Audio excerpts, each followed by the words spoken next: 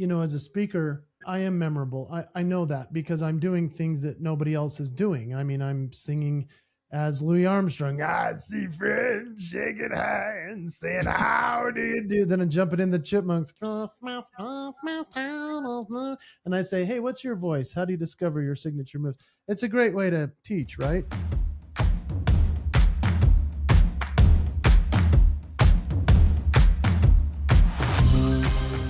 Most people think that being unforgettable is about talent. But what I believe is it's the small intentional differences, that 3 to 5% edge that separates the ones people remember from the ones that they forget. And today's guest has built a career mastering that difference, not just as an entertainer, but as a speaker who creates real impact. And I'm talking Hall of Fame speaker here. I'm genuinely excited for this one and grateful that you're here, Jason. So welcome to the show. Thanks for having me, Blue. What a deal. I remember when we first met and I was just like, wow, how can somebody have so many gifts and talents and signature moves? It was really impressive, man. And I just have loved following your career. So thanks for having me on. Well, and you've been a mentor to me. And we talked about that a little bit before we went online. And it was like when I changed my careers, I looked towards people that had more keynote experience or more entertaining experiences. Like I wanted to learn from them. And so you were so far ahead on that ladder. I was like, maybe he could help me. And I just asked, and you were so willing and giving with your time. And I still, to this day, there's a secret. I take notes based off of what you've said and what you've done from the stage. And it's just like, I learn from you and other people, but it's like, it's just been magnificent to watch you on stage and perform because you are a magnificent entertainer. Well, that means a lot, man. I mean, I'm humbled by anybody that thinks I'm decent at this. And it's been a great career. I'm very fortunate for a quarter of a century now. It's crazy to think, but that's how long it's been. So yeah, man, I'm thrilled that you reached out and that we had so much in common and so many things that I also look at you and say, wow, I wish I could write a book that's that beefy, like that big. I wish I could have a 6-pack or an 8-pack like Blue. I wish I could do a handstand, like just interesting stuff about you.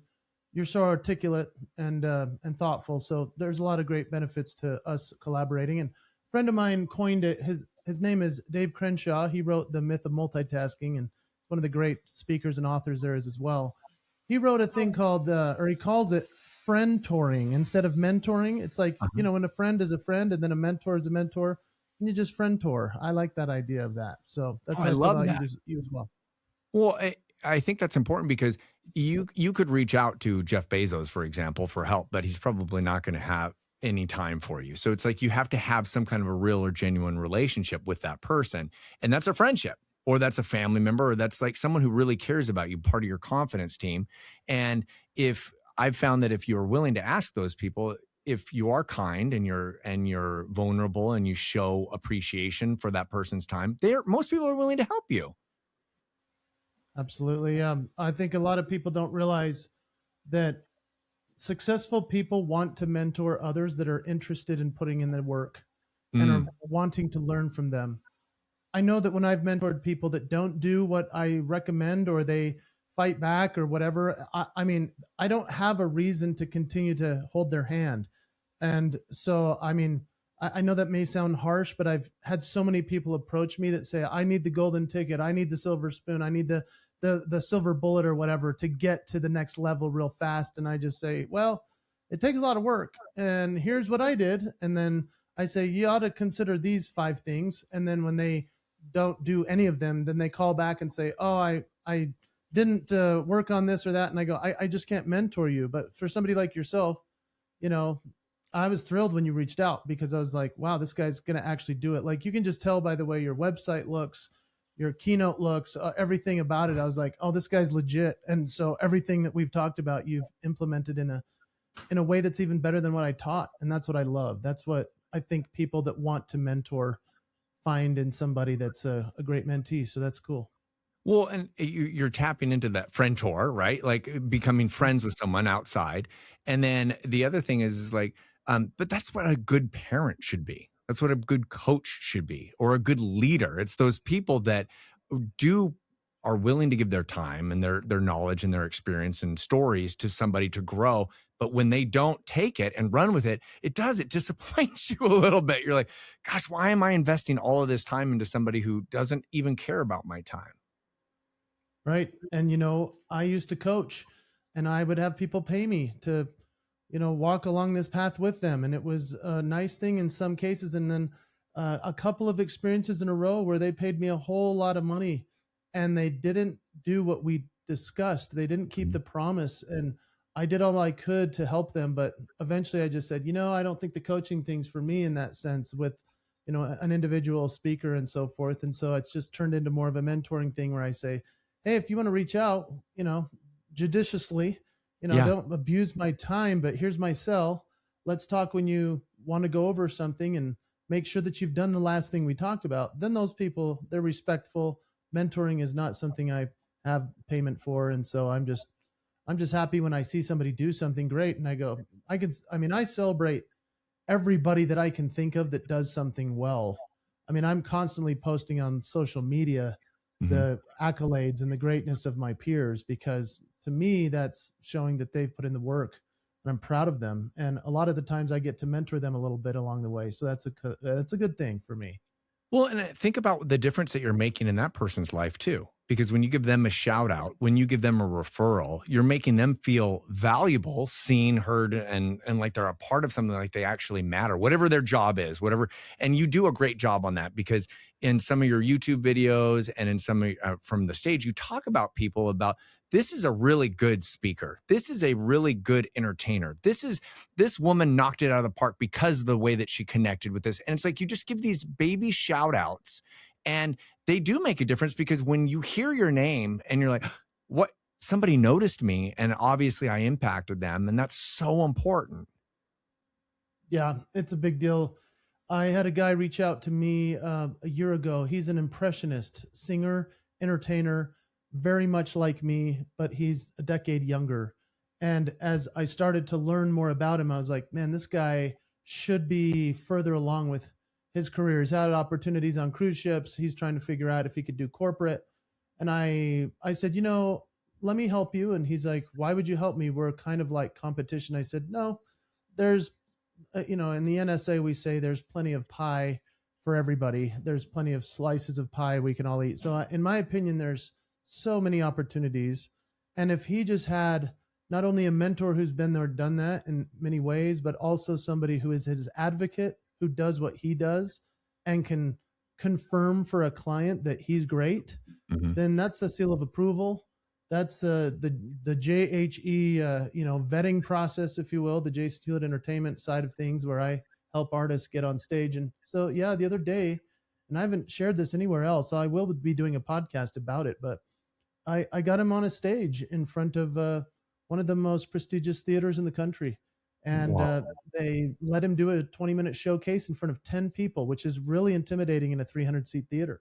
And he did incredible. He nailed it, and I knew he would. And I was so grateful that I got to introduce him and suggest to them that he's better than me at certain things. And obviously I have things I can do with my face and weird stuff that's funny, but he's a better impressionist. And I wanted them to understand how good he is.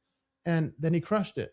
And then they gave him a standing ovation. And you don't get that at an audition usually.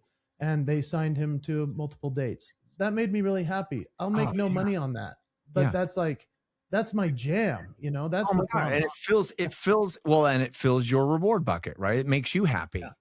And that journey of helping other people lift them up at the same time is great. And as a coach and as a mentor or a sensei, when I see someone take what I give them or advice and they run with it and then they do become better than me, I'm like, wow, that's awesome. Right. I had an Olympian that I trained, and to this day, every time I try to show an exercise to someone, I was like, okay, now what I show you isn't as good as it could be. And I had a student that could actually do this exercise like all the way to the floor. It's like when someone sits on the back of your feet and with your hamstrings, you go down as low as you can. And I do like this little baby movement, and then I start flying or swimming in the air. And he could go all the way down and touch his chin and then come all the way back up.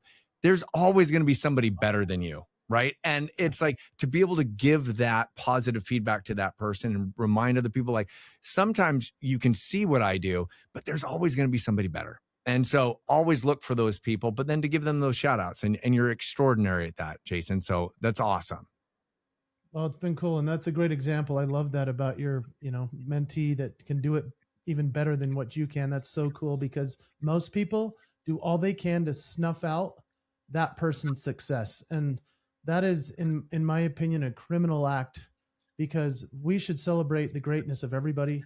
We should, in my opinion, I mean, just do all we can to help them succeed, especially if we were the teacher and they say, hey, he taught me how to do this, and then they do it better. Man, that's the best kind of teacher. So celebrate it. Well, and then by you, I guess, to take a step back as a teacher and you see a student outperform and do great and maybe surpass you and become the better student and become the better teacher, it not only gives you street credibility with other students, and other people are like, oh my gosh, Blue helped this person do this, Jason helped them do that. It's like, it is a reward system. Maybe it's not financial, but I mean, it's like you just get this reward bucket filled, and it's just from helping people and being kind to other people that are intently, I want to say, interested in what you're doing and are willing to do the work. Yeah, that's right. And there are two examples that maybe your audience doesn't know these guys, maybe they're familiar with them, but there's an entertainer who's a speaker and an MC named Jeff Civillico. He's in Las Vegas. He's a major headliner. He's been there for a decade. And then there's Clint Pulver, who is also a speaker, drummer, and drummer and actor. And so these guys came to me within their careers. I mean, Clint came to me at the beginning. Jeff came to me essentially halfway through where we're at now. And so he was like, this is 10, 15 years ago. He came to me and said, hey, I have some questions about Vegas and about becoming a speaker as an entertainer, and how can I craft the message, and how can I turn my career into being more of an MC. And I said, okay, well, let me see you. And when I saw him, I was like, you're the best entertainer I've ever seen. I mean, that's crazy cool. But the problem is now bridging the gap to being a content speaker is going to be a hard one. So you got to come up with some really good stuff. And in the interim, let's see if you should be an MC for a lot of events, because MC work is a great place for someone who's entertaining, but also can speak.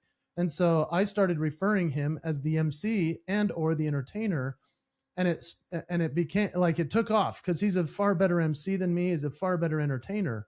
And what was so awesome was that clients would call me and say, we can't do our event without Jeff Civillico as the MC anymore. Like, that's awesome. Call him before we book the dates of the location to make sure he's open. Jeff is awesome. That's when you found your signature move. And he keeps the promise to all these clients. What's been cool in the last few years, he's done research. He's figured out how to create kind of more of like this everyday influencer thing. And now he's giving keynotes that are just blowing people's minds because it's entertaining, powerful content, research backed. And then there's Clint Pulver. Clint Pulver came to me when he was just starting, and he was in the pharmaceutical industry. He had been a drummer. He had done some speaking at assemblies, but like nothing huge. He said, I think I want to be a speaker. Can you teach me? I said, I'll try. You seem like a fired up dude. And every time we met, I was like, oh, this guy's better at this than I am. And he's going to go to the moon. And he has. I mean, he's the fastest rising star in the speaker world. I mean, he's a Hall of Famer within the less than a decade, which is crazy. And so is Jeff Civillico. They're both Hall of Famers now in the As NSA you are world, too. the national speakers. Yeah, I am one too. And they let me introduce them into, or induct them into, the ceremony that was really special. So those are always a wonderful experience. But I share both of those examples of two guys that came to me looking for mentorship. And now, guess what's happening, Blue? They're so successful. They're getting gigs I can't get. And once they get them, they refer me to the client. If they can't, you need to have the OG. The OG, the code. I love it.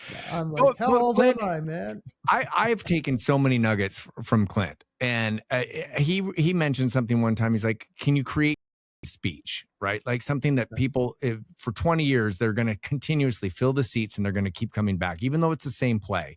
And being the difference between being an entertainer and being a celebrity and then being a storyteller, if you can combine all of those, like that's the ultimate. And so those are things that I took from him. And Jeff is just wonderful. He's so nice and he is so funny. And both of those guys are A stars for sure. And I that's neat that you help nudge them along, but then you're also humble enough to say like they're better than me. And I mean, it's true. It is true. There's somebody, they're going to have something better than all of us.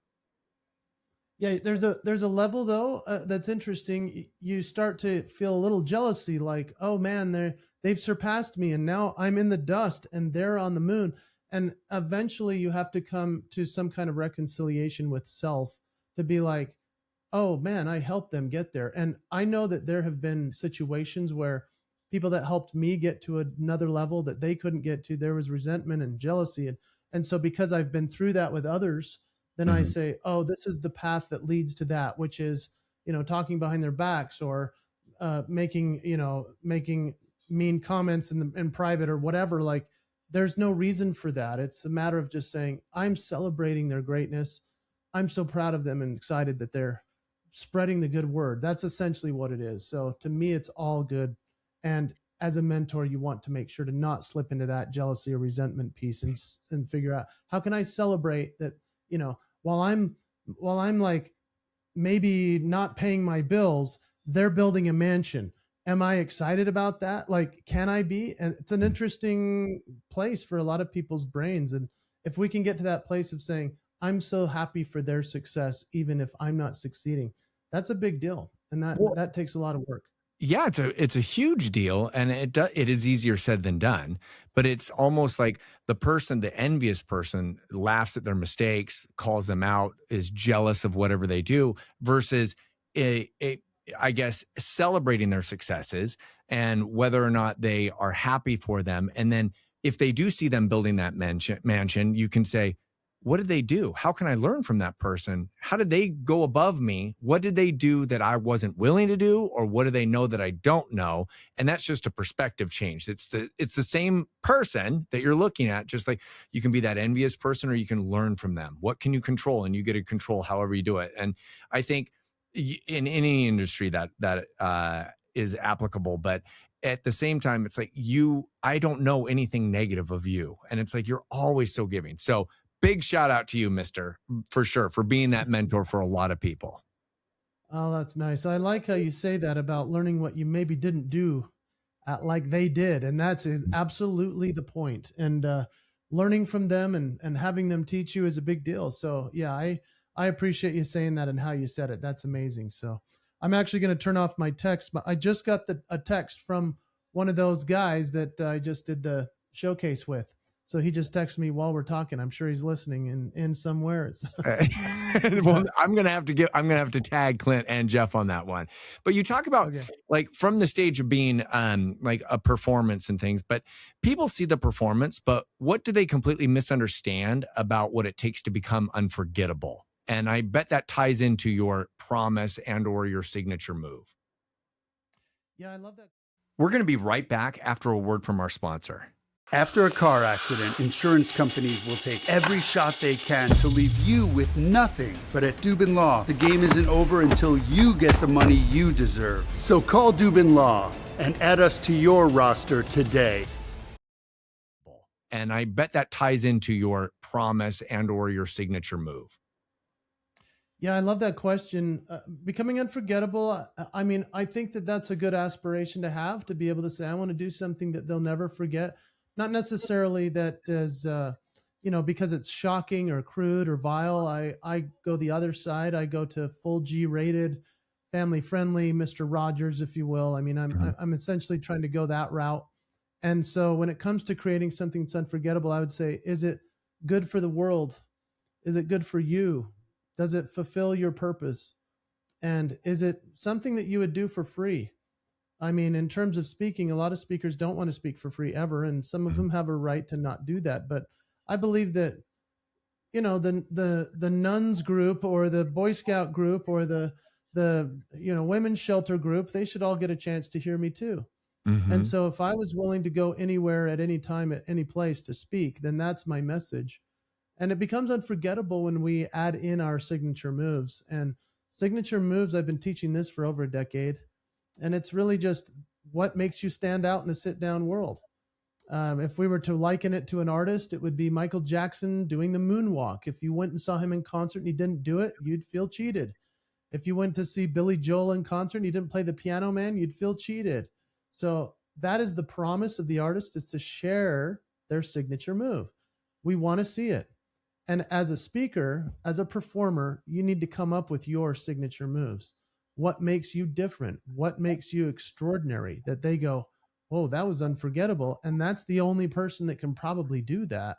Mm-hmm. That's a really special thing, whether it's storytelling, handstands, backflips, and, singing like another artist. So that's what I've done as a performer, is say, how can I do something that lots of people can do, which is lots of people can do voices, but can you do voices that bring nostalgia, that bring laughter, that tie into a message, that lead somebody to a place of thinking about their own greatness, their own voice? And so with the message of the promise, I like to say, why set a goal and you can make a promise? And so not everything is a promise. It's the most important things. And so what is your promise proclamation? Every time you take your stage, every time you practice and get ready. So many people don't practice, and it's crazy, because if we look at a great athlete, if they didn't practice, they wouldn't be great. So what about speakers and entertainers? What are you thinking?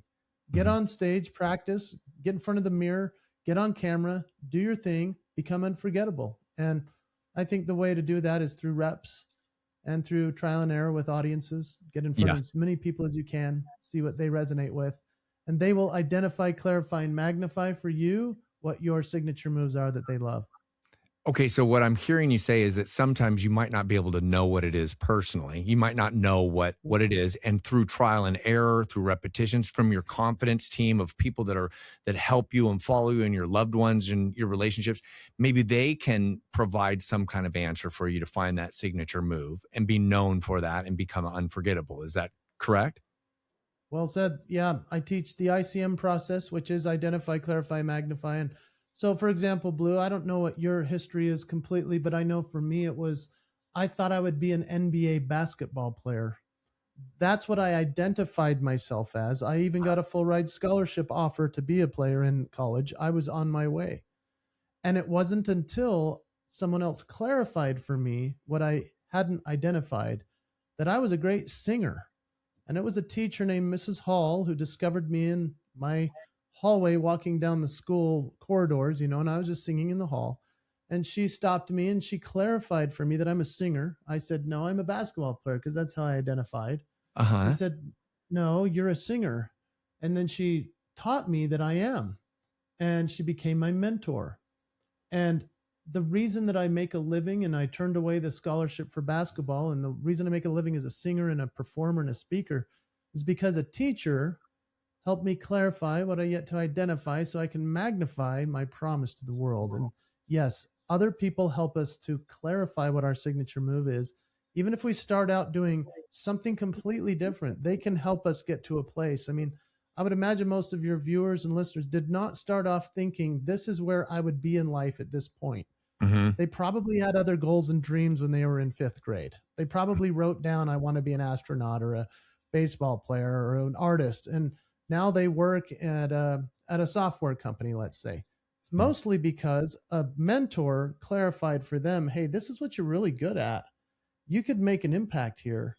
And those are the people we need to celebrate, tell their story, be so thankful for them, because they run the ICM process through us, help us discover our signature moves, and then we can keep the promise. Well, and I love that, because you're right. A lot of kids think that, oh, I've got to be a basketball player. I've got to be a professional baseball player, or a rock star, or a professional YouTube influencer, or something like that. And the truth is, most people never achieve that, because there's only so many spots available. But what they don't understand, and this is where mentorship has really impacted me in my life, is like it's not only one path. I mean, it could be, if you want to be a rock star and you're not going to be that head rock star, maybe possibly you could be their agent, or you could be their lawyer, or you could be their roadie, or whatever it is. And a lot of people don't realize that could be something you're passionate about, but maybe your direction isn't the lead singer. Maybe you're the backup. Maybe you're just the drummer or something like that. And a lot of people only see one way. And if they don't get it, they either quit or they give up on it, right? And they quit, or they never fulfill that. And then they live a life of mediocrity and never fulfilling their signature move or doing that. And so I think that's the power of having people that can kind of guide you and push you in a direction and clarify what you may have a talent that you didn't know, and then let it shine and like rub that diamond and make that shine, because if it could be a diamond in the rough and you would have no idea. Right. Yeah. Well said. That's exactly right. And I've had mentors through the years outside of my parents that were, my parents were the first true mentors that were guiding me and giving me opportunities and all the great things. Eventually found other people as I came into adulthood. Coach Tony Ingle changed my life. He was the basketball coach that offered me the scholarship, and eventually he introduced me to the man who had become essentially my only manager I ever had in my career. His name is Chris Paulus. They both passed a few years ago, which is a shame, and my dear friends and mentors. But when Tony and I were working together, he was in his 60s, I was in my 20s. And when Chris and I met, he was in his late 70s. And so he passed in his 90s. All I'm saying is, like, these guys were old compared to me, and they were my big champions. I mean, Chris used to say, "You have more talent in your pinky than I have in my whole body." And then he would line up all of these performances for me, and he would just sit back when people would be like, "Well, there's no way he's as good as you say." And he'd go, "Just watch." And he'd sit back there with his arms folded. Like, you have no idea what's about to happen. Like, and then they would lose their minds over it and be like, "Oh my gosh, you are great." It tickled him pink to have somebody that could show up and do that. And it's just a real great skill when somebody has the ability to say, "Yeah, I'll be the agent of the person. I'll be the promoter of the person. I'll help support this team." Sometimes there's the Michael Jordans of the world, the superstar, but they have a whole team ecosystem of humans that help them get to this place of success. And each of us have our signature moves that matter.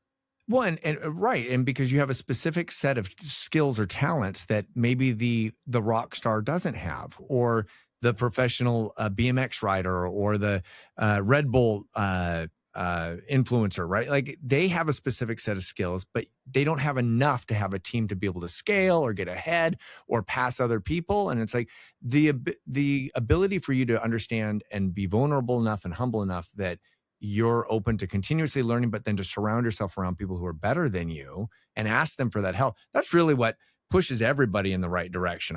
That's what I've always found. Yeah.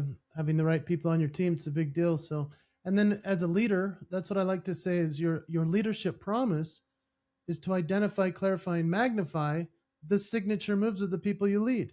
So people on your team, if you think, "Oh, I could do that faster, better, quicker," then why do you have those people? Instead, how can you empower them and say to them, "Hey, when you do this, it's the best. It's so helpful. I'm going to give you more of that to do." It makes them happier in work. It makes them feel greater purpose. I mean, they're excited to come to work every single day. They feel like they're doing something excellent outside of just getting a paycheck. Now it's a purpose-driven promise that they keep every day, and they love their job. It's a very interesting mind shift when we, as a leader, can help them to see their greatness, identify, clarify, and magnify their signature moves, and then let them lead. Well, okay, so you're tapping into what I call the 3 to 5% edge, which is like letting people feel not in the big moments, like here's a pay raise, here's something that, here's a promotion, but it's the small moments that most people overlook, right? And it's how you make them feel, the conversations that you don't have with them, the pat on the back that they wanted, but you never gave them, and whether or not they feel like they matter and that they belong to something. And it does not take a lot of effort. All it takes is you realizing that someone has some skill or something that they do better, and then giving them credit for it, or saying you versus I, or we versus just I. And that's real leadership. And it doesn't take a lot. It just takes going that little bit more above and beyond to make someone feel special, or like they're heard, or like $1 million. And you had mentioned earlier that Mr. Rogers moment. It's like, you want to be this Mr. Rogers. He always reminded me of like someone who could sit across from someone, focus on that child intently, and be completely present. And it was all about the child. And coworkers and your teams and your organization, that's what they want too. They want to know that they matter. And it does not take a lot to spend 2 minutes with that person and get to know them on that deeper level. Because in that 2 minutes, they might reveal like, oh, I'm really good with numbers, or I can do facial features way better than you on stage, right? And it's like, it doesn't take very much for you to see someone's signature move. Yeah. And that's really well said. I love how you articulated that. And, presence is the new currency. Fully focusing on what's happening right in front of you. I mean, imagine if you and I are doing this podcast and when I start talking, you're like doing something else. Mm-hmm. You're watching a YouTube reel or something. You're not able to even listen and respond intelligently to what I just said. Yeah. This is happening everywhere that we go, whether it's in a meeting, whether it's at dinner with our children, whether it's talking with somebody on the phone or helping them with their instruction. I'm just saying, like, presence is the new currency. Oh, I love that. Multitasking is not going to happen. Put your phone down, Be intentful with your time and be purposeful with your time and give that person your 2 minutes. And I love that 100%. And one of my wife Heidi and I are, whenever we go out and we'll walk into Starbucks or go to dinner and you see a couple on a date and they're both on their phones. And it's like, oh my gosh, like, come on, you guys. Or they're at dinner and all the kids have the tablets and they're just watching it and there's no communication going on. So I love that. Presence is the new currency. I love that, Jay. I like to say also that if you're trying to figure out what your promise could be to, your clients, your customers, what could be because some people are like, well, I'm in manufacturing. I can't promise that it'll be delivered on time. It's like, well, then promise that you'll communicate extra a lot because it's probably not going to be on time. When it comes to the promise of family, I like to lean into the promise of be present. So if you can be present with your children and your spouse, you win. I mean, that's winning life right now. That's how low the bar is. Be present, put the phone down. Or if you're going to do something with the phone, you're both doing it together, looking at photos together, swapping memes or whatever with your kids. That's the absolute win for somebody who goes, what could be my promise to my family? I say, be present. Because if you can, they will love you forever for it. And they'll notice because a lot of parents aren't present. And I know that I have to fight it as well. It's a daily promise we have to make and keep. Well, and it's making memories and experiences that child will take with them forever. And maybe they pass that down to their kids, right? Like one of the things we do at dinner, sometimes we'll put white paper out and we'll set a timer and we're eating dinner or whatever. And we'll do 2 minutes and we draw something. And then we stand up, move chairs, like musical chairs. And then I start drawing at whatever my son just left. Right. And then 2 minutes goes by, I transfer to the next one. And then I do whatever my wife had. And then at the end, you have some awful conglomerate of something, but it's something that we're doing together and it's over dinner. It's something simple. All it takes is white paper, your phone where everybody can see it or a clock, and then just crayons or pens. And it's just, we have so many laughs at it and it took nothing. Right. I love that. Good for you. That's very unique. Just so you're aware. I mean, if you didn't know that already, but like I actually did a podcast about this yesterday where I was talking about how the schools decided to take the phones away from the kids. Like that was a mandate. And all of a sudden test scores went up. Conversations were better at the cafeteria. Everything changed for these kids, less anxiety, less stress. Now think about your classroom at home. It's your dinner table, right? That's your place as a parent. If you can't control that one moment and make sure that you eat together as often as possible and have those phones set off to the side, 20 minutes in a drawer, the world will not fall apart. Just let those phones sit. Yeah. But you mentioned that's something that you're trying to do every single day. That's a promise that you can make to yourself. I would love for you to kind of explain, how did you come up with the idea or the signature of the promise? And then if people don't, I guess, live up to the promise, are they realizing it? And how would you get them back on to meeting their promise? Yeah, I came up with the promise not on my own. It was actually, I'd been working on a speech called The Three Commitments, and this was in 2015. So Mhm. yeah, we're a decade out. And then I called a guy who, in my opinion, is the greatest living speaker. His name is Mark Scherenbrock, and he's known for his nice bike speech, which is Harley all about Davidson, Harley right? Davidson. What's that? Harley Davidson. That's what I said. Yeah, that's it. Nice bike. So yeah, Yeah. he frames it around Harley and how everybody sees someone with a Harley says nice bike. It's a way to acknowledge, honor, and respect somebody. And so when I heard him speak, I said, okay, he's my new hero. I mean, if you ask Clint Pulver, he'd say the same thing. There's so many of us that worship this guy, and he's still out there. He's the best.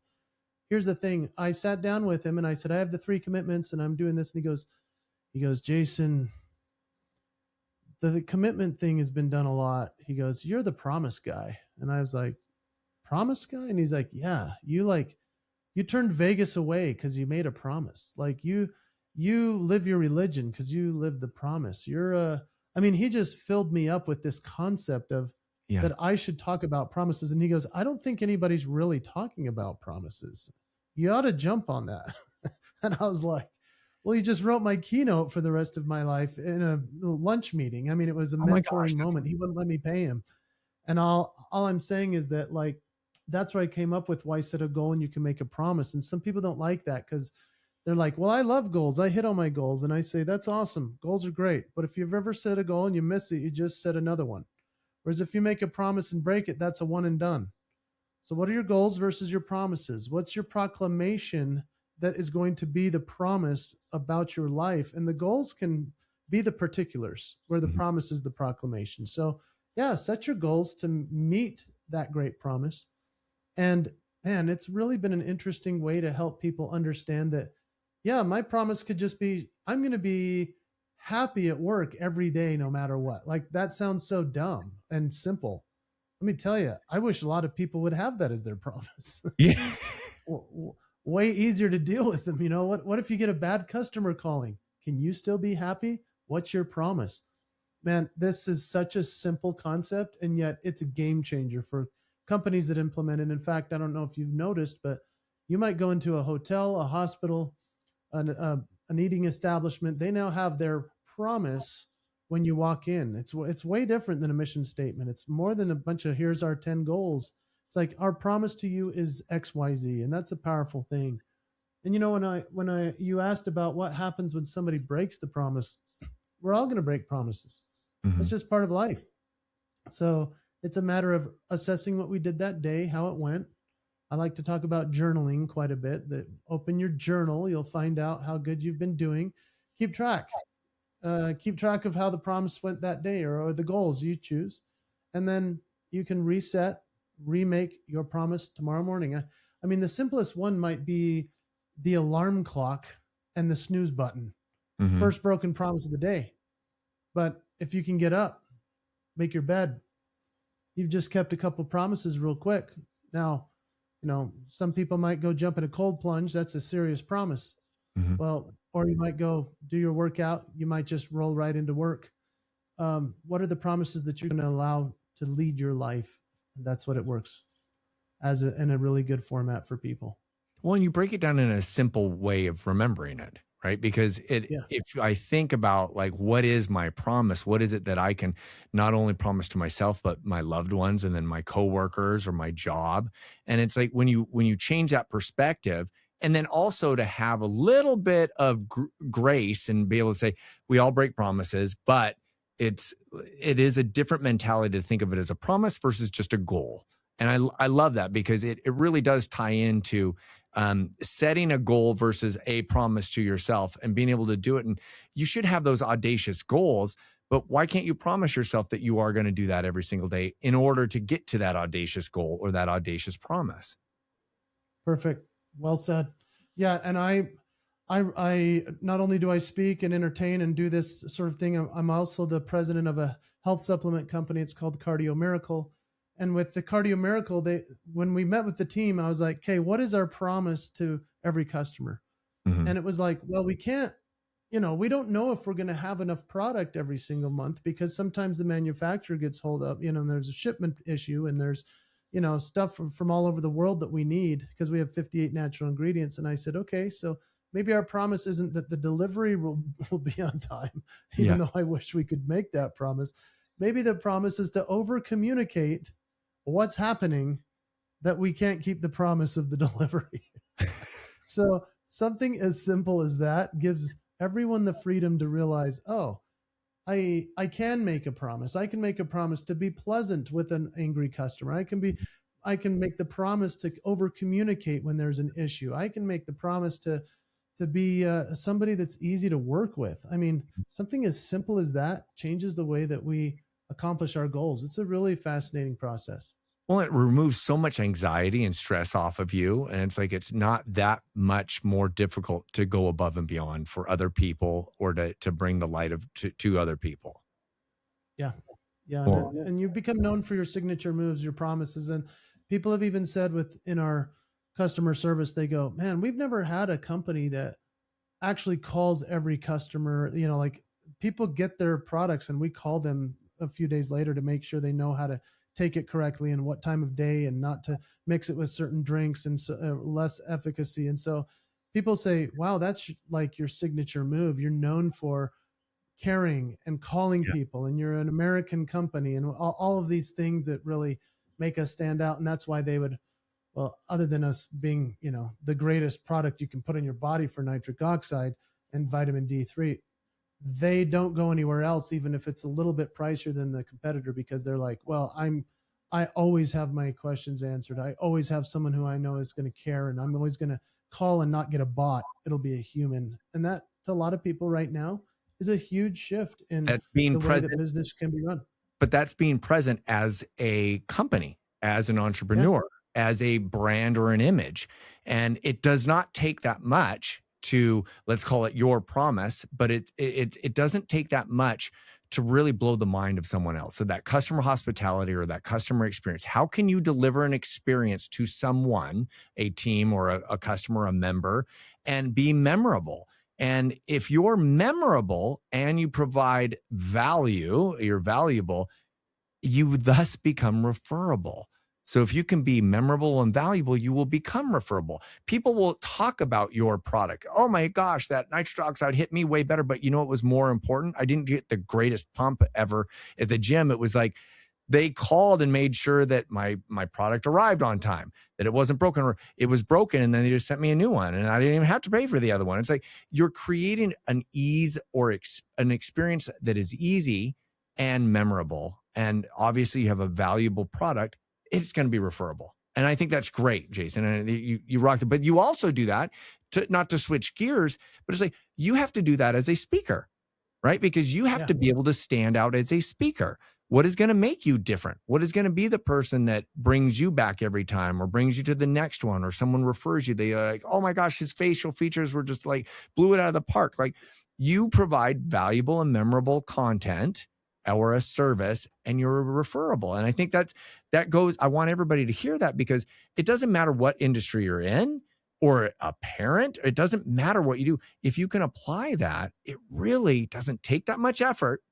It just takes that 3 to 5% more. And all of a sudden it's like you provide so much value to everybody. And I think that is what makes the world a better place.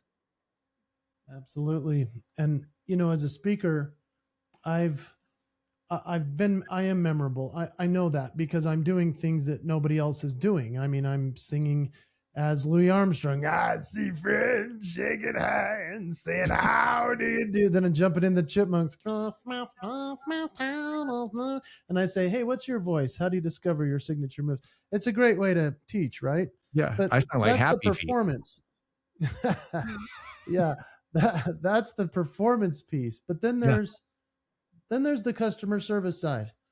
I remember a few years ago, I was looking at all these websites, and it funneled everyone to this online form that you had to fill out to talk to this speaker and book them. And I remember thinking, man, I should just put my cell phone on the website. I mean, I'm just going to be absolutely reachable. Yes. And that got me so many bookings. I can't, oh my gosh. Even to this day, today. Oh my God. I love that you said that, because that is something that I took from you. And why make it difficult for an event planner or a vice president or a marketing group, hard to find me, right? Like just put it out there. And if you want to find me, there's my email. If you want my number, there's my number. I can always block you if you're some crazy, right? But it's like, at least it's available. And why make it another barrier for someone who wants to hire me have to go through? Yeah. I've had people call me or text, but mostly when they call and I think they're just testing it out to see if it's a bot. And I'll answer, I'll go, Jason Hewlett. And they're like, is this where I can talk to someone about booking Jason Hewlett? And I go, yeah, this is him. And they're like, him who? And I'm like, Jason Hewlett, how are you? What's going on, man? You ready to talk gigs? No, but if you're not watching that, he just totally threw out a Jim Carrey move. But oh my gosh, that's awesome. Well, let's talk about your people and your promotion. And so, it's like so interesting that people just go, wait, what? You answered your own phone? And I'm like, well, yeah, I mean, I wanted to talk to you. I didn't know you were calling. And then I obviously I'll send them to my agent or my bookers or anybody that's in charge of the stuff that I'm not good at. But yeah, man, I'm really good at answering the phone and having a surprising conversation with somebody. So that makes me stand out for sure. Well, I'm blowing somebody's mind. You talked earlier about putting the repetitions in, and you obviously worked in Las Vegas and you were an entertainer, and it's like you put so many reps in before you finally got onto the main stages. Are you still nervous to get on stage sometimes, or what do you do to get through that? Yeah, no, I'm always curious about how I should answer this question because honestly, Blue, when I started my career, I couldn't wait to get on stage. I have never been nervous ever that I can remember. Mm-hmm. And that's just kind of like Alex Hanold doing free solo of El Capitan without any ropes. I mean, for me, I think I had so many reps before I got on my first stage. I just didn't feel any fear about it. The thing that I'm so well practiced, rehearsed. I've worked so hard at it that it's like, I can't wait to share this with you. Mm-hmm. And it never happened at the beginning. I would say the only time I feel a little bit of trepidation or anxiety might be when it's an audience that I'm absolutely knowing that the sound system's not going to work right because we had a bad sound check. Something's off in the room. The people aren't going to be listening.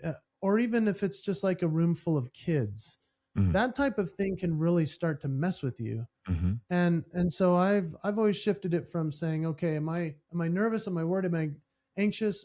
What can I do to make it so that none of these things happen? So can I get there early enough to do a sound check? Can I test the stage out so it doesn't fall apart under my feet? Can I do all the avoidables that I'm going to make sure that I can succeed? And then I'm going to deliver for them what is going to be something I've already done that's great.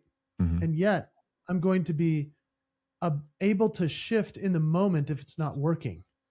And so to have that confidence is a powerful thing. So if you're like a storyteller as a speaker, and the stories for some reason aren't landing, can you go to analytics? Can you go to data? Mm-hmm. If the data's not working, can you go to song? I mean, there's all kinds of directions we might need to take, but yeah, in terms of the anxiety and stuff, I'd say if somebody's nervous about going out on stage, go early, walk the room, do your sound check, get all set, and then watch people enter the room and think about them and say to yourself, what would matter for them to see? How can I talk to that person individually? Mm-hmm. Because then it's about them and not you. And that's when we get nervous, is when we're worried about us. So when we get on stage and think about others, there's no reason to have any nerves or fear. Well, I hear a few things that you're saying. Number one is that if you have the repetitions and the experience, that helps, right? Because you know that you have it. To have multiple tools in your belt to be able to pivot and adapt at a moment's whim, like improvise, or to be able to do improv, that helps. And then also having a mentality of like, I cannot wait to share my message versus I have to share my message, right? Like I have to work out is way different than I get to go work out. And it's just a mental shift. That's all it is. And so on stage, I can't wait to get that in. Finding someone and actually talking to them and getting to know, put yourself in their shoes and say, oh, this is what they would want to hear. Right. And they don't want you to fail. They want you to succeed. They want you on stage and they want to be entertained, or they want to gain something. They want to take away. So they're not like clapping for you to fail and fall on your face. So you have a room of supporters, obviously. But then also getting in front of them and controlling what you can control, because a kid jumping up and down and coming, I had someone on stage jump up on stage and mimic me while I was speaking to 400 people. And I'm like, I don't know what I'm supposed to do, but whatever I said, they mimicked. And I didn't like give I just kept going through my speech. Like it was what it was. And they were just mimicking me. And I was like, did somebody put them up to it? Like I had no clue. And it was just somebody who jumped up on stage later, I found out. And I'm like, okay, but you can only control what you can control. And I love that, being there, being early, being punctual, doing a sound check stage, making sure your slides work, bring enough little gadgets to be able to do it. I don't use slides. And the reason I don't is because I'm a storyteller. And through my stories, I hope to create shift and change and behavior change. But it has saved me so many times because, the AV went out or whatever, and then I can project my voice, or I know what they are. I spoke 3 weeks ago, and I've never had a stage where the screens were on the complete ends of the halls. And like completely at the end, I had to run from one side of the stage to the other side so I could even project my voice to another one. If I was using slides, there'd be no way. Plus, I didn't have a cheat slide in front of me. So it's like, that has worked for me, but it's being comfortable in there and knowing that you can change and pivot at a moment's whim, basically. You're wise not to use slides. And I tell a lot of speakers, I say, if you want to be fully free and have very little audio visual issues, then don't use slides. Slides are a great supplement, and I have them because they tell the story or help me punctuate it, but they're absolutely not necessary. In fact, there have been so many events where I get there and I'm like, oh, I can't use the slides. And they'll say, why? And it's because of what you just said. The screens are somewhere crazy. There's no reference point, et cetera. So other times they just have bad projection and stuff. So if you're a speaker and you're trying to figure out, how do I get my slides ready? Well, just get great at telling your story. Be great at your content. Oh, I love Tell that. it well without the slides, and then you add the slides. It's like dressing up a window of a department store. I mean, it really matters mostly what's inside the building. And Yeah. So prepare the speaker, right? Just be ready to speak and be your great self. And I mean, there's so much benefit to not having slides in that sense, and to not having too many audiovisual needs. And then easily, I've had lots of experiences where, because I did not have those things, I was able to fill in for other reasons. I've been the multi-day MC for many groups for many years, and I don't do it as much anymore, but because I'd rather just do a 1 hour keynote and get in and get out and have a great, gig. And to bring the audience up to speed, like an MC is the host, and they do the introductions to the keynoter, and sometimes they do the close or the opening sequence. But an MC job is tough. It is hard, and you have to be on the whole time. Whereas a keynoter, for example, you have your speech, and then that's it. So, all right, continue, please. Yeah, it's a hard gig because you've got to do a lot of prep with the client. You're like a part of their team, and they're expecting you to know everything because everyone's going to be asking those questions also off stage. So you're on stage, but you have to be on off stage as well. Yeah. So it's like a really tough gig. But I've had those gigs where things went wrong. I remember one time the award ceremony was going so long that I went backstage to check if we were okay. And they said, hey, if we don't get the founder owner off the stage, we will be charged. I think it was like it was either 10,000 or 100,000 if we go over time by after 9 o'clock. And it was like 8:58. And they're like, we're going to get fined. And who's going to tell him? And I was like, I'm the MC. And I walked out on the stage while the founder, who is worshiped by 10,000 people, I put my arm around him and I said, brother, we need to wrap this up right this second. And I'll tell you later why. And he goes, okay, God bless. And we walked off and the show ended. And he goes, what was that about? I said, I think I just saved you $100 grand. Being blunt and isn't going to hurt you in the long run. I love that. Right. Well, I know you have a story, a Chuck Norris story, and this is the ability to be pivot and to also fall back and be confident enough to rely on yourself. And I think that is, before you tell this story, I really want you to, the people to hear, like, a lot of people are afraid of public speaking. And if I ask you, could you talk about your kids nonstop for 48 hours? And most people could, right? Or could you tell me about why you love your job or hate your job? You could probably do it for at least an hour or 2 hours, right? And it's because you have that experience. You know it like the back of your hand. And for a professional motivational keynote speaker, you know the material well enough because you put in all those repetitions and you have that comment. So we could speak on our topic for 48 hours nonstop, just like we could talk about our kids. And it's like, but if you don't know the content, if you don't know the material, it is terrifying to be up there. And I understand that because I've been that person. So, but your ability to pivot and be confident enough to rely on the tools in your belt. So can you tell us a Chuck Norris story, please? Yeah, Chuck Norris story is classic, especially since he's just passed. What a good man and a great hero to a lot of people. He's a good man of God. I just appreciate his style. And I remember he was the keynote for this big conference. I was the MC for 3 days, and we'd already introduced other speakers and they had done great.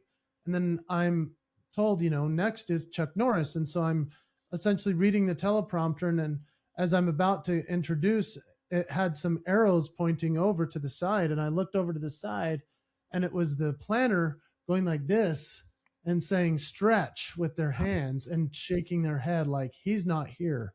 And I was like, okay, well, before we bring out our next speaker, let me tell you a little bit about blah. And I went into my keynote and I obviously thought I would just be sharing it for 5 or 10 minutes. Sure.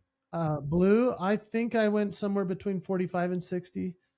Off the cuff, obviously no slides. Nobody in the audience was comprehending that I was now filling in for Chuck Norris. They knew he was coming. They didn't know if it was that day or the next. I did my whole keynote. I mean, it was crazy in terms of like something I can die saying I did because it was really tough. But then, especially without any prep, because I wasn't planning on doing it that day. And then I looked over and there he is standing there, Chuck Norris, arms folded, looking at me going probably like, why is he singing Alvin the Chipmunks? And he just like, so I introduced Chuck Norris to the stage. I had spent many weeks growing out my beard. For the first time in my career, I had a beard. He came out on stage and he had no beard. He's like, Chuck Norris without a beard, that's a broken promise, bro. Your signature move. And he came out on stage. He did his thing. He was awesome. The crowd loved it, signing autographs, etc. The next day, I came back to the event as the MC. It was the closing day. I shaved my beard off, and the crowd went crazy because they were like, "Oh wow, he was committed to the bit for Chuck, but Chuck showed up without it." So here's Jason shaving off his beard. It's a fun day, but I'm telling you, I've gotten comments for over a decade about that moment from people that are like, they either were the AV team or the event planning team or part of the staff, and they were like, we sat backstage with our mouths dropped open that you could handle that under that much pressure with Chuck Norris waiting to be seen by everyone. Mm-hmm. And I thought, to me, it was just another day at the gig and I was grateful for the job. To them, it was like save the day. And It was a real interesting moment. And yeah, I mean, I'll always be able to tell that one. There's been others, but that was probably the most dramatic and one of the most memorable. Well, I think what you hit on is not only having that confidence and being able to do that, but blowing people's minds and being able to do that. Like that is no small task. And you're able to jump on there and do it, but then you made a difference to so many people and you were the savior, right? And I think that you can be that for anything that you want to do, right? Like if you know your material, if you know the experience, how many sales have been lost to like an entrepreneur or a business because of the inability to off the cuff sell their product, to be able to pitch themselves, to be able to provide some kind of value or content of service in a meaningful, memorable way and save the day. Because I think a lot of people have those stories, but you don't realize the impact that could have been made by choosing to do something or not do something. And you obviously stepped up to the stage and you rocked it out of the park, beard and all. Yeah, it was pretty cool, man. And yeah, it's really special to have those types of moments. And when people recognize that, that's a neat thing. And really, it just comes back down to the promise. Like, what's your promise to show up for a client? What's your promise to be ready and prepared for the event? How customized can you make it for them so that they feel that you did your homework? A lot of keynoters show up and just deliver what's the good keynote, and they know that. The client knows that. The audience knows that you're just delivering what you did yesterday. And it's okay to have your standard piece, but always mix in what you've learned about the company and how it applies to them. And as we probably are going to be wrapping soon, I wanted to just tell everybody about my book, The Promise to the One. This is the promise to yourself, essentially, but I call it the one because we are the one. We keep promises to everybody else, and then we break it to ourselves. So if we can keep a promise to ourselves, to the one, then you're going to be able to accomplish a lot more in your life. And I'm just really pleased that I got to share with your awesome audience and with your, man, you've just had such an impact on me with your abilities and watching you as the man that you are. It's really an honor to get to chat with you today. Oh, Jason, it's been such a pleasure. And I think you hit on so many different topics that apply to so many different industries, whether you're a leader or you're an entrepreneur or whether or not you're a parent, and taking these things and like creating a promise to yourself or to the one being you, I think is so important. It doesn't take a lot of effort. It takes some self-reflection. It takes some time to think about it. And when you don't have that answer, you already mentioned this, reach out to people that you care about or care about you that you can brainstorm with or come up with ideas, because they might reveal something that you had no idea. They might be able to clarify that thing about you that maybe will make you shine brighter than anybody else, because it's our differences that make us so special. And when you're on stage, your differences are what make your speech memorable. And when I'm on stage, it's what makes me memorable. And people will always remember those little things. And it doesn't take that much effort. And so I would want so many of those people to be able to self-reflect and take a few moments. How long would you say people should sit down and think about it? Is it a 5-minute thing? I know you had like 100 questions. Like, what does it take for somebody to reflect on themselves and say, oh, maybe I can figure this out? Yeah, I mean, there's all kinds of things that I have. I could probably send it to you as part of the show link or something where somebody could grab an assessment form, but I call it the ICM process workshop. And it's just a nice, really an assessment form that allows you to go through it and say, oh, this is what I need to identify in myself so I can clarify with others, and then I can magnify it every day. If we take the time to do that, just the self-reflection process and then asking others, it's going to change the way we lead, change the way we live, change the way we keep the promise. Well, and I think by making people feel good around you isn't only going to help you, but it's going to help everybody else too, right? And it's sharing that kindness that's so impactful. You have spoken to so many different audiences, in huge crowds, in small crowds, and you've made impact with all of these people. And I'm sure that you get bombarded sometimes with like, oh, when you said this is what it was, or the promise, or the Chuck Norris story really hit home, or I couldn't believe that I called you and it was you answering the phone, or when you did the Jim Carrey face, or the Elton John piece, or Billy Joel. It's like you have so many memorable things. What have you learned from the big stage, looking out into the audiences? What have you learned that most people don't see? Like, what are they missing that you're able to see from a big stage about all of us? Well, that's an interesting thought or question. I don't know, man. I've never thought about it that way, really. I think as an entertainer who looks out into the void of darkness at a stadium, it's interesting to know that what you're performing is probably not going to land with everybody, and then it's going to land hopefully with most of them. And then you just have to keep going regardless of how they're receiving you. Mm-hmm. And from my vantage point, I've had experiences where they didn't like it. And most of the time, though, they did. And when I can unify them in a way that's through comedy, through music, through poignant stories. When you can hear, and you can tell it's a grown man sniffling out there because he's crying his eyes out about how he wants to be a better dad.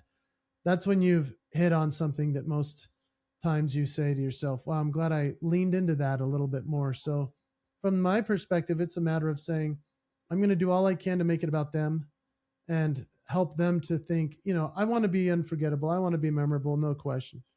More importantly, I want them to realize that they're unforgettable and they're memorable and they're amazing. And if I can help them understand that through my performance and to feel better about themselves because they saw me, then I've done my job. I've fulfilled my purpose, and I've been able to keep a great promise. Oh, that is a mic drop moment. And I can relate to that because it's about sharing stories and experiences that hopefully change behaviors and or a mindset or transform the room. And like you said, you're not going to land with everybody. Some jokes will fall flat. Some things will create a standing ovation. Some people, I can give the same speech today that I gave yesterday, and it's a completely different outcome. People might be laughing, and some people are like, why are you talking? Right. So it's like, you're obviously making that impact. Let me ask you one more question, and that would be, at the end of your career, because you've had a lot, you've worn different t-shirts and you've gone in and out of different career paths.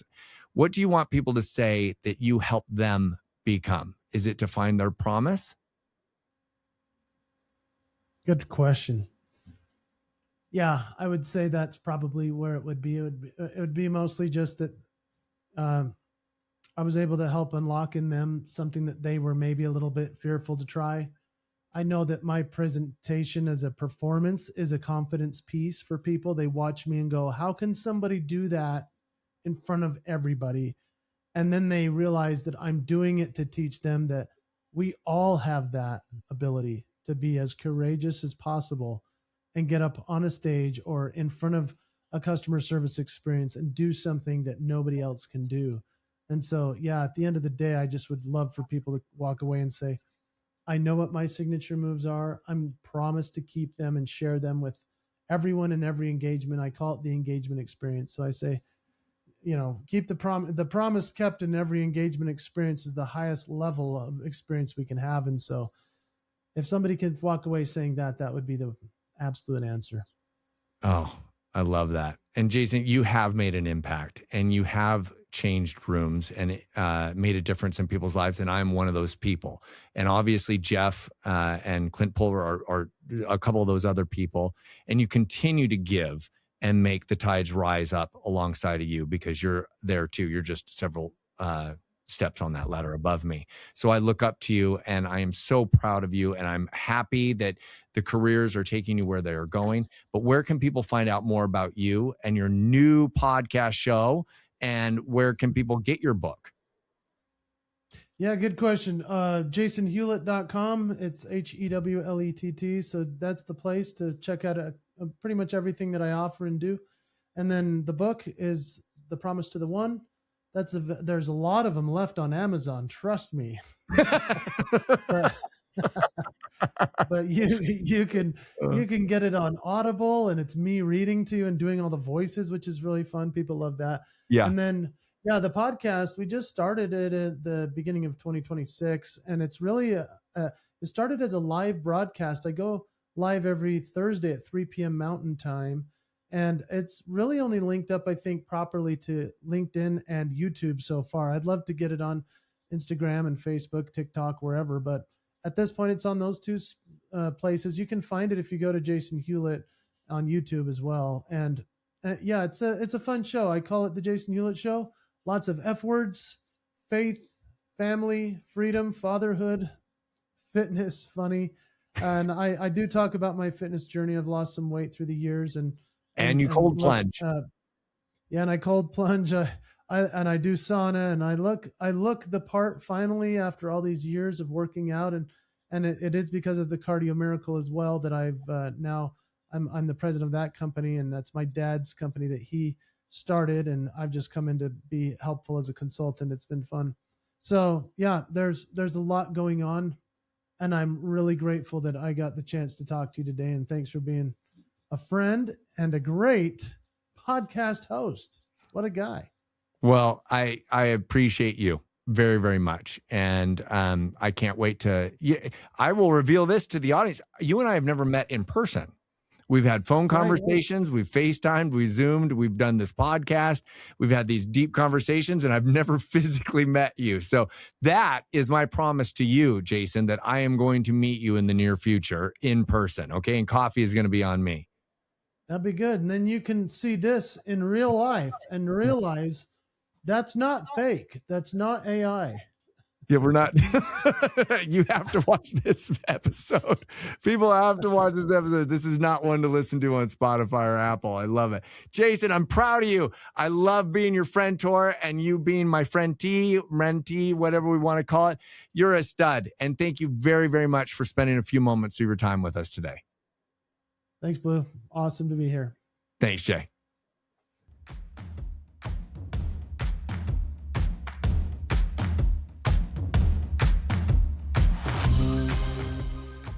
If this episode brings you value or you know someone who could benefit from it, the best way to support the show is by sharing and subscribing. It's completely free and helps us reach more people. And if you have any questions, feedback, or guests you'd like me to interview, drop a comment while you're there. I'd love to hear from you.